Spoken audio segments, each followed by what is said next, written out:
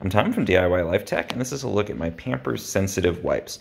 So these are great baby wipes. You can use them for other things too, as I'll get into, but they're perfume free, so they have no scent, and they use really sensitive ingredients. So you can see, for example, they're 98% water. So people sometimes call these water wipes, and it's great if you have a kid with sensitive skin. It is dermatologist approved, as you can see here. So let's go ahead and open these up. Just pop open the pack here.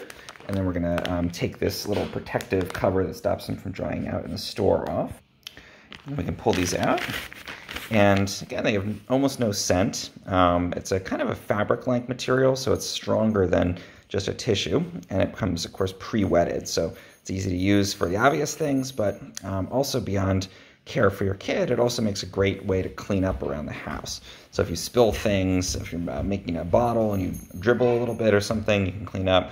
Or I sometimes use it even in the kitchen to clean up countertops, because again, it's not going to leave a residue, it's not going to add a smell, but it's pre-wetted, it's easy to use this, it's not going to fall apart like a tissue would if you're scraping a surface that has some grout or some roughness to it here, and then you can just go ahead and throw this away.